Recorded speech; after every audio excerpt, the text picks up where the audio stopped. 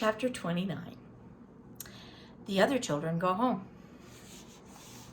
"We must go down and take a look at our little friends before we do anything else," said Mr. Wonka. He pressed a different button, and the elevator dropped lower, and soon it was hovering just above the entrance of the gates to the factory. Looking down now, Charlie could see the children and their parents standing in a little group just inside the gates. "I can see 3, he said. "Who's missing?"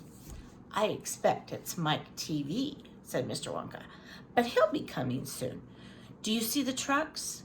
Mr. Wonka pointed to a line of gigantic covered vans parked in the line nearby. "Yes," Charlie said. "What are they for?" "Don't you remember what it said on the golden tickets? Every child goes home with a lifetime supply of candy. There's 1 truckload for each of them, loaded to the brim." "Ah ha!" Mr. Wonka went on. "There goes our friend, Augustus Gloop. Do you see him? He's getting into the first truck with his mother and father." "You mean he's really all right?" asked Charlie, astonished. "Even after going up that awful pipe?" "He's very much all right," said Mr. Wonka. "He's changed," said Grandpa Joe, peering down through the glass wall of the elevator. "He used to be fat. Now he's thin as a straw." "Of course he's changed," said Mr. Wonka, laughing. "He got squeezed in the pipe. Don't you remember? And there, look, there goes Miss Violet Beauregard, the great gum chewer.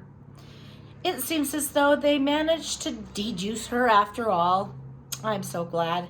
And how healthy she looks. Much better than before." "But she's purple in the face," cried Grandpa Joe.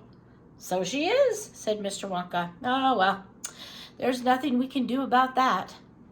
"Good gracious," cried Charlie. "Look at that poor Veruca Salt and Mrs. Salt and Mr. Salt.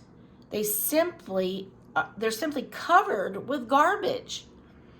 "And here comes Mike TV, said Grandpa Joe. "Good heavens, what have they done to him? He's about 10 feet tall and thin as a wire." "They've overstretched him in the gum stretching machine," said Mr. Wonka. "How very careless." "But how dreadful for him," cried Charlie. "Nonsense," said Mr. Wonka. "He's very lucky. Every basketball team in the country will be trying to get him. But now," he added, "it's time we leave these 4 silly children. I have something very important to talk to you about, my dear Charlie." Mr. Wonka pressed another button, and the elevator swung upwards into the sky.